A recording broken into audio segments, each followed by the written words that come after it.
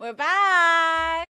We are. Welcome back to episode 19 of Gel and Tell. Are we ever going to be able to say it in sync? Let's try again. Welcome back to episode. Welcome back to Wait, I should say welcome. You say back, and I say to episode. Okay, so we do like go. Welcome back to episode 19 of Gel and Tell. That was my turn, G. Like one more time. 19 of Gel. Okay, go. Welcome back to episode 19 of Gel and Tell. Good. Yeah. What is today's episode about, Nora? We're talking about female friendships, aren't we? And making friends in your 20s, 30s. Well, basically as an adult, because I do think it changes quite significantly, doesn't it? Yeah, as we get on. So the title is, Why is Making Female Friendships in Adulthood So Hard? It is tough, isn't it, at times? All the time. Before we jump into the episode, give us an update. How is prep going? How are you doing? Did you have a great time in Greece? Yeah, I'm excited. I can't believe that I am 3.5 weeks out.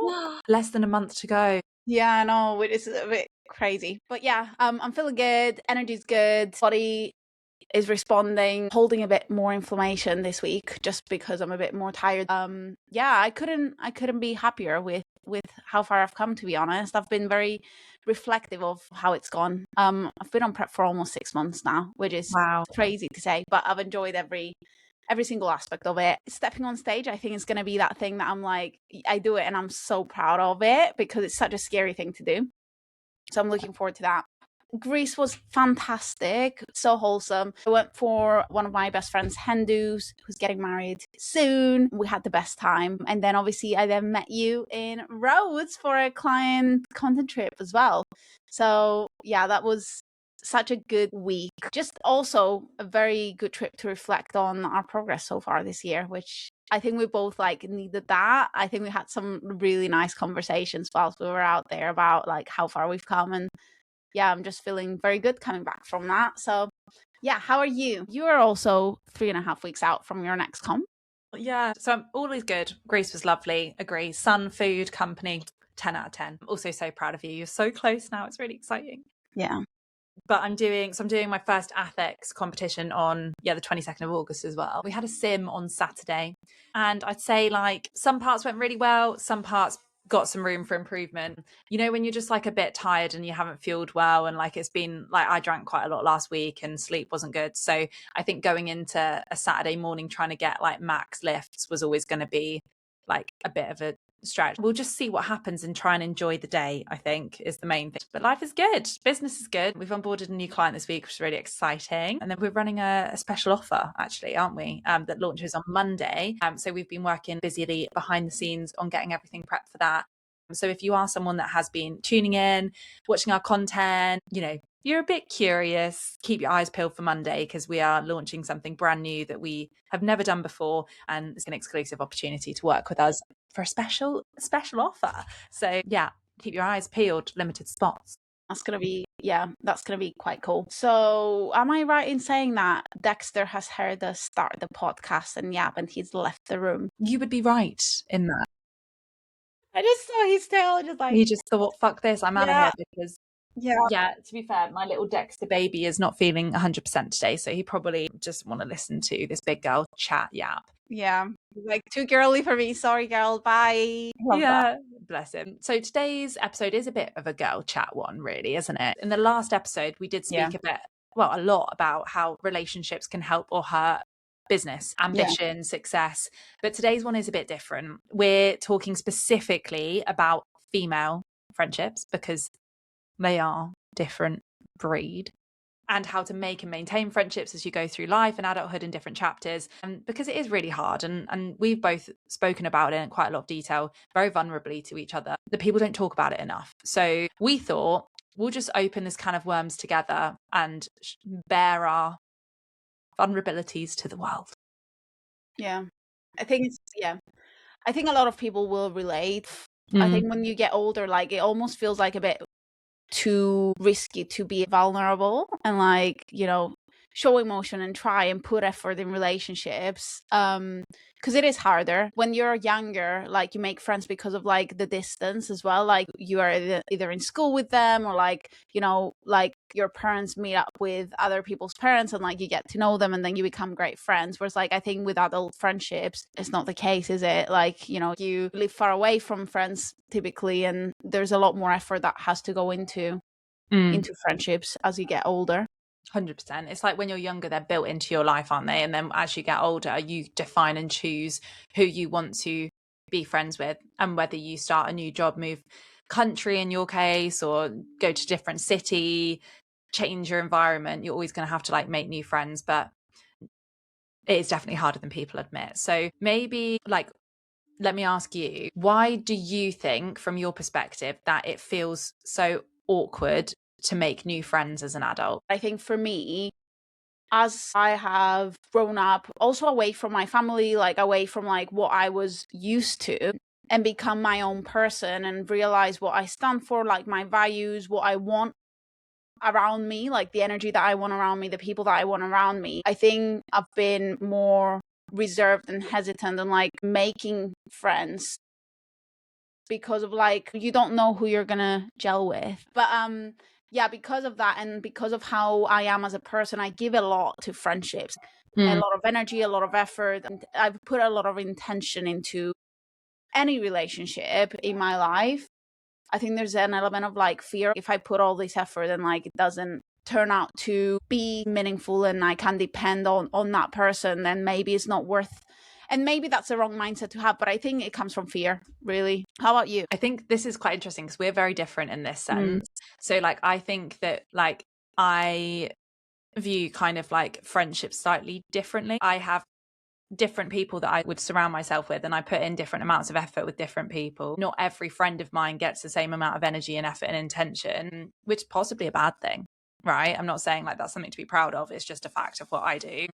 But like some of my friends are more high maintenance than others. Some are low maintenance. Some of my oldest, bestest friends are super low maintenance. So I don't have to talk to them all the time. I don't have to even make plans with them all the time. But when we do see each other, make plans, speak, they're like my deepest relationships. And they're the people that I can trust with anything. I could ring at a drop of a hat and they'd be there. But like they're not necessarily the people that I speak to the most frequently or make the most effort with, which maybe is wrong. But I think different people are in different life stages, and different proximities mean that you put in different effort in different ways. So like some of the people that I make the most plans with are good friends of mine, but we have similar interests. So we want to do the same shit. Like we might want to go and play paddle. We might want to go train. We might want to go on a run. We might want to go to the pub or whatever the thing is that I like doing, which some of my like really good friends just don't enjoy those things. So my plans will look different. So then arguably I could be putting more effort into friendships that are not my like strongest friendships necessarily, but they're the people that I want to spend more time with at the moment.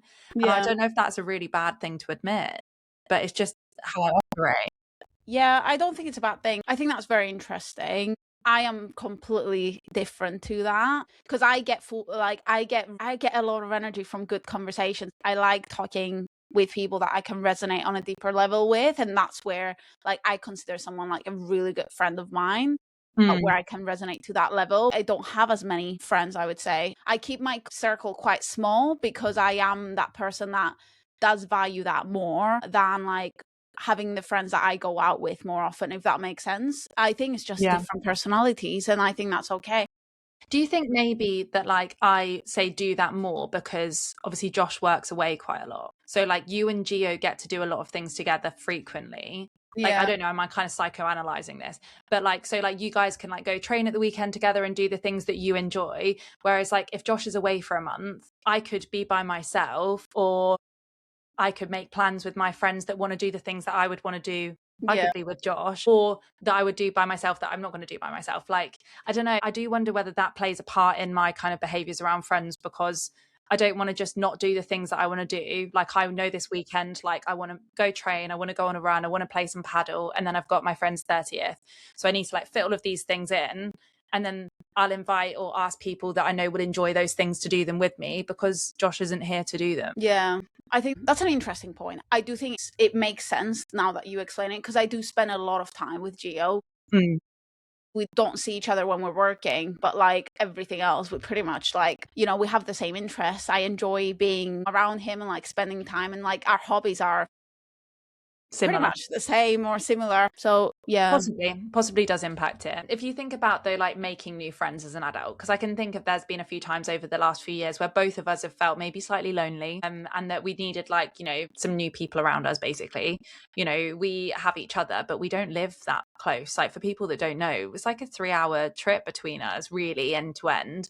So it's not like we can just go and grab a coffee. Obviously, we're lucky in that we do see each other as much as we can, but like we're long distance besties, arguably. Yeah. Have you ever maybe wanted to make friends with someone? Specifically, let's go into the female friendship. So like, you know, there's a girl, you're like, oh, she's a bit nice. Like, I feel like we could be friends. Have you ever had that feeling of like, I want to make friends with her, but I feel a bit weird asking her, one, does she want to be my friend? Two, if she wants to do something, or like even how to like open up that door of conversation. Have you ever been in that situation? Yeah, I have found myself asking someone in a setting that I'm more comfortable in. So like the gym for me is like a very safe space. Like I feel very comfortable. I feel confident when I'm in the gym. Like in that setting, I have previously gone up to, you know, another woman and started a conversation, and like that's how I made quite a few friends that I have here, really. Love that. I think confidence plays a big role in how much you put yourself out there to make friends. So yeah, in that setting, yes. The other thing that I did tell you randomly, like the other day, didn't I? Was like when I have other people around me that are more social than me, I feel more safe to do that as well. So like when we're together, you're very social. You make friends everywhere. Like it's one of the things that I love so much about you. Is like wherever we go. I remember once like when we started getting close, we were catching a flight to South Africa, weren't we? And we Yeah. were in the lounge, and like you made friends with the man eating on the table next to us. We're like, how does she do this? Like it Well, he was, was so interesting. He was flying to India. yeah. But yeah, when I'm in a situation where I have someone close to me that is more social than me, I also build up my confidence and get more social as well. So yeah, it depends on the setting for me, I think. Yeah. What would you say when you're going over to these women in the gym? What would be your like one-liner? What would be your chat up line? I always compliment their outfit and like, yeah, just ask them where their top is from or something like that. And then I was like, oh, what are you training? And like, that's the thing though. Like, I feel very comfortable in that context.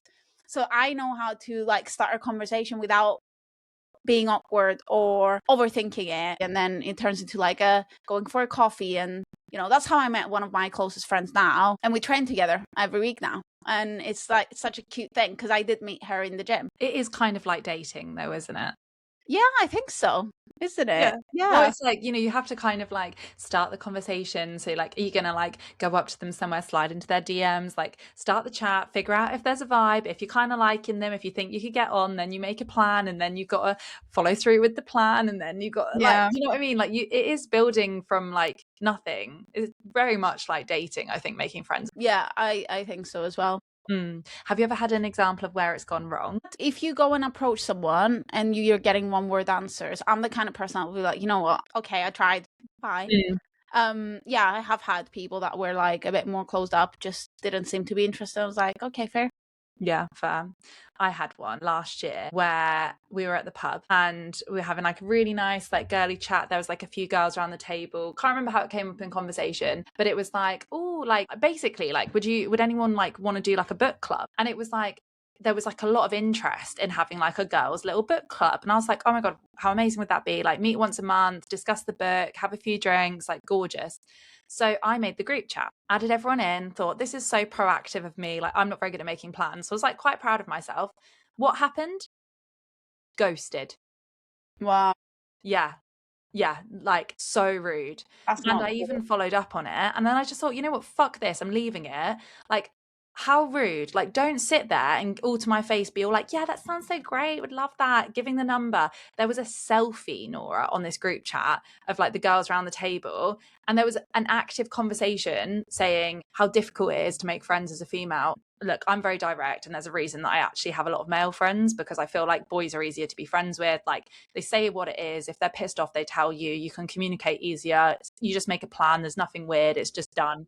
Girls can be bitchy, and like girl group chats are like a breeding ground for like nastiness, to be honest. And I've never really like vibed very well in like big groups of girls, possibly growing up with brothers as well. I don't know. I just get uncomfortable and then just dismiss it and just kind of step back. So like this was quite a big thing for me, like to make this. And my friend basically said to me, when you first became friends with me, G, you said to me, I don't remember it because I probably was drunk, but she said, if you ever have a problem with me or like I do something that upsets you or pisses you off, please just tell me and don't go and speak to someone else about it so I hear it from them. Like I would rather you just be really direct with me. So we've just got like an open friendship that's very honest and transparent, because I value that from my friends, because I'm not perfect. Sometimes I don't think before I speak, and like I don't want to like go into this friendship knowing that like there could be anything like behind the scenes kind of thing. And she was like, I respected that so much. And we had this conversation in front of this group of girls that she'd brought up, and they were all like, yeah, that's so great, love that, I'm exactly the same, I'm so direct, da da da da da. Made the group chat, invited them all in, tried to put a date in, completely ignored. And I just think, look, if you don't want to do it, it's fine, just say no. But the fact that you can actively sit there and ignore and these messages being seen, and then my friend that was in the chat as well, she follows up and she's like, oh yeah, sounds great, I can do this day, can't wait for it, or something. And then still no response from these other girls. Then I tried again and I thought, you know what, fuck this, I'm just leaving this and I will make zero effort with you now. Yeah. And I just think it was so rude. And it really could have set me back on this path of making friends as an adult. And I haven't done anything like that since, to be honest, because I felt really embarrassed. I was like, I'm giving myself the ick that like I was being proactive and thought this was a really nice idea and everyone was bought in. And I've just been now completely ghosted and made to feel like a bit of a tit, to be honest. Yeah. But that shouldn't be the case though. Like I'm a huge believer, like no matter how people treat you, you should be proud of how you treat people yourself. So like, you know, when you put in effort, you should be proud of that. You've done something that's out of your comfort zone. It doesn't matter if that's reciprocated or not. Yeah, and it obviously didn't pay off. And I would have loved to have set up a book club. But anyway, I'm not doing it now. I would love to know, because I think what's really interesting about your story and like how you've had to like restart is like you moved countries. You know, at what age was it when you moved to the UK? 18? I was 18, yeah. Yeah. So like talk us through what's it actually like to move countries and have to like build your life and friendships from scratch. I know you knew a couple of people maybe, but not really, right? I only knew one person. Wow. When I moved when I was 18 to Glasgow. That's where I studied my first degree. And yeah, I moved, and basically I stayed in like this like uni accommodation. When I moved, I knew this one guy that was actually like my parents' friend's son, who was also Cypriot, also moving for the first year. Wow. It was a nice thing to like know someone and have that familiarity. But yeah, it did feel quite lonely at first, because restarting your life is not easy. Like as much as I was 18 and like I didn't have everything figured out, I did have some really good friendships. I had stability, back home, but I wouldn't change it because it's taught me so much. I think making friends, it was just the normal uni experience, wasn't it? Like, going at parties, meeting people at the course. I didn't have as many friends in my course. I met a lot of my friends outside of just uni, just at parties or like at the accommodation that we had. They were hosting like this like social stuff like on different days. So that's when I actually met my best friend, who's also one of my bridesmaids at my wedding. And again, like I'm very good with like putting effort into few friendships rather than a lot of people. So like I met that girl and we got on and we were very similar. So that's how I kind of like spent my uni years, was like one really good friendship, and then our circle around that was really nice. We got a studio and it was next to each other, so I used to like live next to her. Like we always talk about, like when we like have kids, like imagine living next to each other. So I've lived that with my best friend at uni. We would have our studios next to each other, and it would be like so nice just having that person that you can count on away from your family. Next to you whenever you needed that. It was so special. And then I moved to London. I spent like 5-6 years in Glasgow, and then I moved to London, which was another restart for me. Because again, we had like a bit of family from Gio's side, and one of my friends who I met at uni also moved to London for work. So we did have 1 or 2 people that we knew, but again, it was a bit of like restarting. Yeah, and that's where I really leaned on making friends in the gym, because that's where I felt more comfortable. And then obviously work, and that's where we met. I love it. It shows a lot of like resilience, I think, to be able to just start again and put yourself out there. I think uni is a great opportunity to meet people.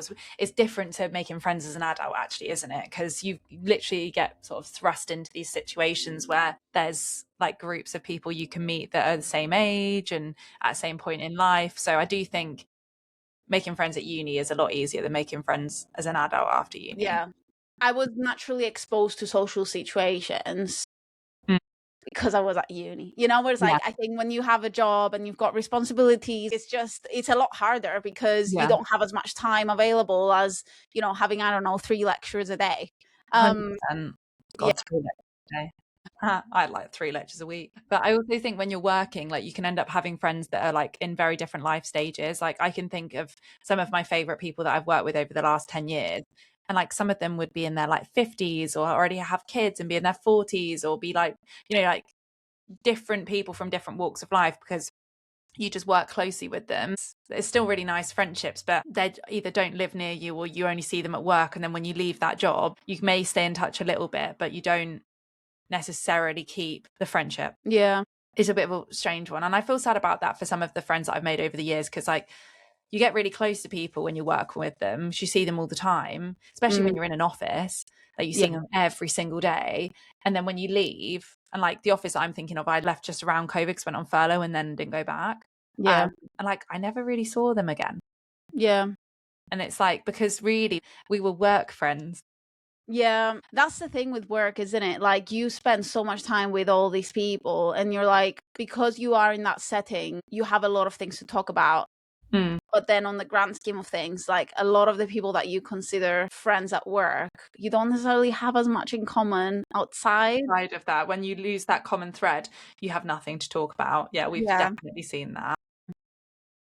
So work friendships can be great and they're really important, I think, to have good friends when you're at work, but they're not the same as like a really close, like a really good like female friendship, like where you feel really connected to someone and you feel safe and you've got that like person or people around you. So what would you say defines a really good like female friendship? Just like with many things in my life, intention. Like when you see someone is intentional and putting effort within, you don't have to be the same people. You don't have to like the same thing. But like if they show that they care and they're there, yeah, that's a good person to have around, in my opinion. When you're an adult, you need that. You cannot, you know, rely on like seeing them like every single day or like talking. Like if someone needs you to be talking to them daily to know that you're a good friend of theirs, like I think that's not a good, what's it called, like metric to judge a friendship on. No, can't be on that. That's not it, is it? Yeah.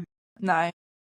What do you think? Because obviously, like we met at work, but now we're obviously really good friends. If we reflect on our friendship, what do you think makes our friendship good? I think we have so many positive things in our friendship. I think we are incredibly honest with each other. Mm. Like we always call each other out if we think the other person's behaving in a certain way, which is painful at times, but I think really powerful for how we can communicate and be closer. We care deeply about each other's goals. And one thing that stood out for me years ago, and you probably don't even remember this, but in 2023, I was training for a marathon after my brother got diagnosed with cancer. And it'd been a really difficult time for my family. And I was training for this marathon, having not even run a 5K before. I just decided at Christmas, my brother said he was going to run a marathon because he was going to prove the doctors wrong. And I said, all right, I'll do it with you. And all throughout that year, Nora would say to me on probably a weekly basis, I'm really proud of you. Or it's really inspired me how much you've stuck to this plan. And like, you know, really just like out of nowhere, completely unprompted, kind comments about how like hard I was working and like really noticed the effort that I was putting into doing something totally out of my comfort zone, totally new. And like, I just felt really seen. And like, I think that that was a moment for me where I was like, that's what a friend should be like. It's not competitive, it's supportive, it's championing your effort and Yeah. your goals and your wins. And like, there was never any like judgment on it or like, oh, you're running so much or like, why are you doing it? Or I know I was doing it for a really good cause, so maybe no one would have ever said that. But it was very much just like, yeah, ongoing support and like kindness that I felt from you that I didn't really get from other people in my life. So like for me, that was like a really pivotal moment where I felt more connected to you. And I was like, I feel like we are more than just work friends. Yeah, that's very cute. That made me smile. Aw, Move on. I love it. I think that's a big part of our friendship, though. We are both very kind to each other. We are very different, and like we have different interests, but we also respect that, and we, like you said, we want to see each other win and be happy in their life. You know, like with any aspect of our life, you know, like we've both had difficult times across the years. And I know for a fact, if I call you, you'll be there. 100%, no doubt, any time of day. And Yeah. I know that wholeheartedly too. And if I said to you, I need you to travel to see me this afternoon, you would get on a train Yeah. immediately. And it is like 3 hours, so it's like a big distance, but you would do it. And like I just think that that's really important and holds so much like power to why we've got such a strong friendship. But I do think that like us being able to tell each other the truth kindly in those moments where like, you know, one of us has done something that the other didn't like, being able to like say that and not just like hold or harbor any resentment is really important. And I think a lot of friends don't say those things to each other, but then what do? They go and tell someone else. Yeah. You don't say it behind their back to someone else. And then it's like, okay, so like you've not dealt with it, you're harboring some like negative energy and feelings towards each other, you're not working through it or building the relationship, you're just slagging each other off, Yeah. which we don't do. So No. That's the other thing that I think like forms part of a good friendship is like when you talk highly about someone else behind their back, like people that literally call people friends but then talk badly about them. Like I'm just like, what are you doing? Like, what's the point? what's the point? Like, it's not cool. Yeah. And I know for a fact the people that I have around me I can trust. Yeah. And like they'd build you up in a room that you weren't in. Yeah. So important. And I do think that, you know, we said it the other day, but like sad people or people that aren't happy shit talk others. Yeah. And I know that there's been phases of my life where I look back and I'm embarrassed by like I would be like bitchy or like getting involved in gossip and talking about other people. Like you can fall into that if you're in the wrong circles. And I can see that I've been there at different points and I don't like that, but I've learned from it. And that's why I think surrounding yourself with friends that have other things to talk about than other people is so important. And I know we spoke about that a little bit last week, but I do think that being able to celebrate someone when they're not there is such a green flag in a female friendship. And just being able to be fully yourself, not like putting on a front or masking or whatever, like just being yourself without having to perform. I do think that's a big part, though, putting on a front in female friendships. I do think sometimes women have the need to make life seem like bigger than, you know, is. Almost have the need to like share that they're more successful or happy or over exaggerate things. Whereas I don't think that builds a good friendship. I think being vulnerable and sharing the things that, you know, worry you or make you overthink, like that's what builds good trust within a friendship. And don't get me wrong, I'm all about celebrating wins, and we're, you know, we celebrate our wins with each other all the time, but like that's not what formed our friendship. What formed our friendship and got it to the point now where, you know, I do, like I always tell you, like I do see you like family and we have that like sisterly bond.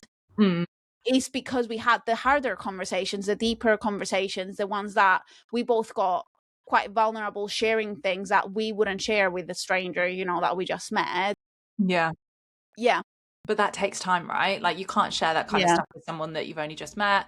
And like it's, you know, you've got to almost earn your stripes a little bit in a friendship. You've got to build trust over time to be able to feel vulnerable enough to share without getting anxious. Because I know I've had this in the last couple of years where there's been times where I've like gone somewhere and I would say to you after, I'm really anxious today, and you'll say why, and I say I feel like I overshared or I was too vulnerable, and you're like, gee, that's a good thing. And I'm like, I don't feel good about it, even though maybe it's okay, but because something in me feels really like insecure about like oversharing or like telling people about my trauma or whatever, you know, like I just feel like it's not easy to be seen fully. Yeah, no, it's not easy at all. Right, this is quite an interesting one. What kind of things can you do in your friendships or relationships, whether it's someone you've been friends with for years, whether it's someone you've just met, that can show and exhibit the traits of you becoming a better friend? I have one, and it's one that I want to practice more as well.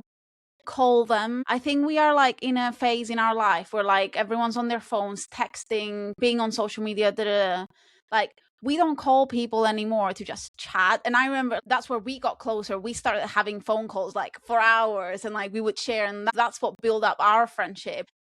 I have been trying to put more effort, especially because my best friends are all long distance best friends. Like, it's just how it is because of how my life has been the last couple of years, moving abroad. You know, we are not living near each other either. So all of my closest people, for me to keep those friendships, I have to be more intentional with them, which is something that I'm willing to do. But part of that is just making time to call them, you know, and ask them, and not when I need something from them.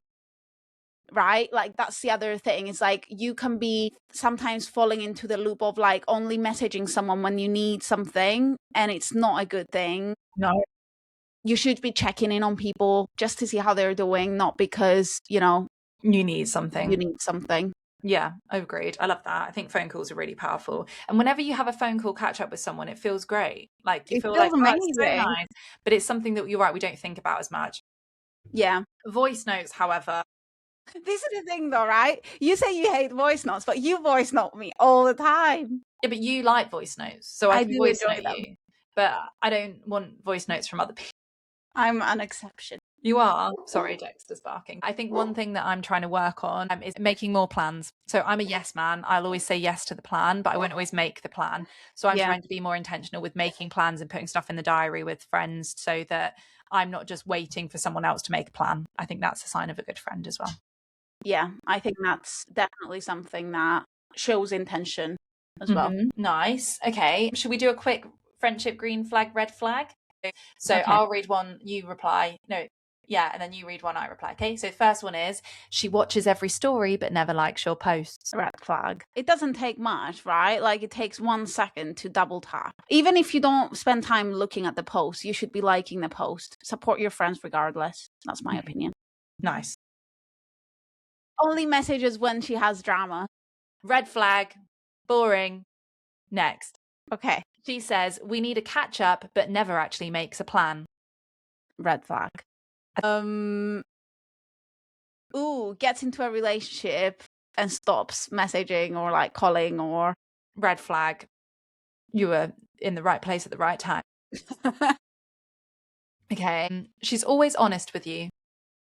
I think that's a green flag. Not be nasty though. Like, Yeah. don't be like rude, but like, if you're a good friend, you would share something honestly with the other person. There's always a way to say it. Yeah. Nice. Yeah. Hypes you up when you're not there. Green. Definitely. She tells you when you're being a dickhead. Green flag. We do that with each other. Yeah, we do. She can go months without seeing you, but it always feels exactly the same when you do. Green flag. Okay. She sends a 12-minute voice note after disappearing for 3 weeks. Red flag. Really? Yeah. I think that could depend. What? I think no, it's like over Compensating for the fact that they've not been there. Interesting. What have female friendships in adulthood taught you? I know. I've read this and I resonated so much with it. When you're an adult, you cannot expect each other to stay the same. You know, you won't be the same person that you are 10 years from now. And like, the right people will stick by you and won't expect you to be the same person, but will love you and be kind and be intentional with you no matter what and how you change, and will, you know, celebrate the wins and be there for the, you know, the hard times, regardless if you have changed. Love it. What about you? I think it's okay to be vulnerable and ask someone if they want to do something and make plans. And like, that's okay, even if it goes wrong, like my pear-shaped story earlier. So it's okay to put yourself out there and meet new people as an adult. So yeah, friendships obviously change as you get older. Doesn't mean it's wrong, just means it's different. Sometimes just entering new chapters, meeting new people, but as long as you stay true to yourself and put intention in. Stay true to yourself, be there for your people. The grass isn't always greener. That's another thing. Like, we sometimes crave new friendships, but don't realize what's there already. The grass is greener where you water it. There we go. Love that. Bosh. Yeah. Mic drop. Have a good day. Thanks for tuning in as always. Send us your thoughts, questions, or reflections on how you best make friends. as a female in your adulthood, we'd love to hear from you. And don't forget to drop us a follow, subscribe, and 5-star review, bitches. See you on the next one.